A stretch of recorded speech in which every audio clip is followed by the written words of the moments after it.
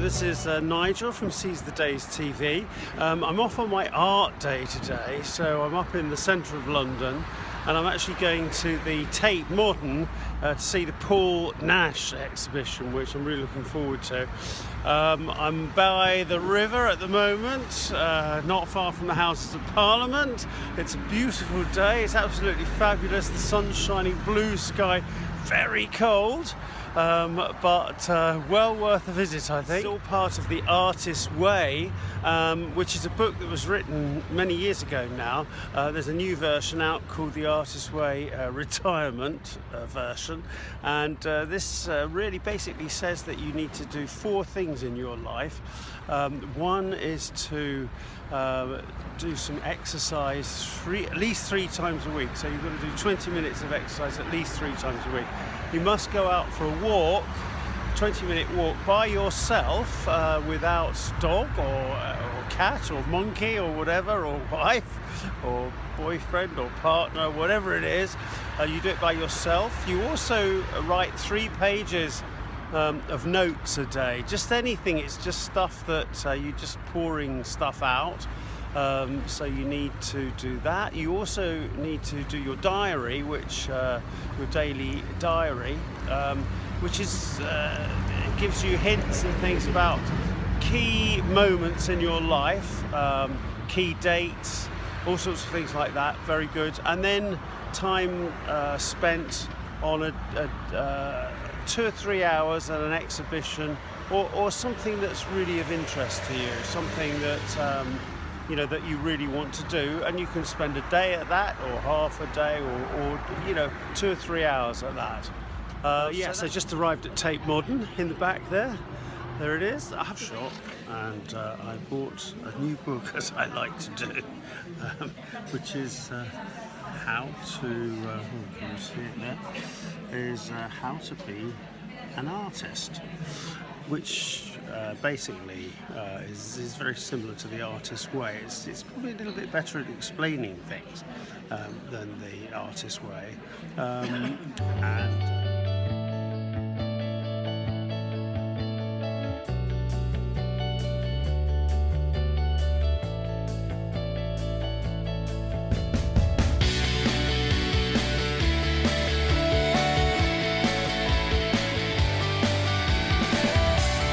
Yeah, it was good. It was very interesting.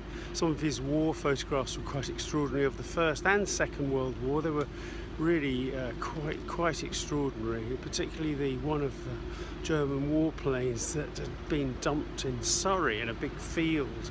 The other great advantages of coming out at this time of year during the winter months, this is actually 1st of December, is that when you come out of an art exhibition, or whatever you come out of on your artist's day, you have the added advantage of the lights, the beautiful lights of London.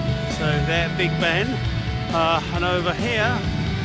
So following on my visit to the Tate Britain, it was the Tate Britain and not the Tate Modern, I purchased Paul Nash's book. And it's worth having a look at some of the photographs. Firstly, of Paul Nash himself. Let's have a look at him. A picture of the great artist himself in his First World War army uniform.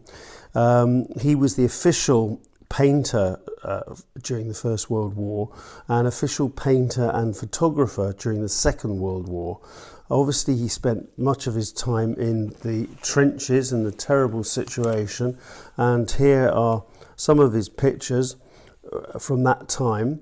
But he started life as a landscape artist, and particularly known for more of his treescapes, and started his early life painting lots of treescapes and landscapes. Between wars, he travelled a lot to the Mediterranean and other such places, and started to develop his impressionist and surrealist art some of which you can see.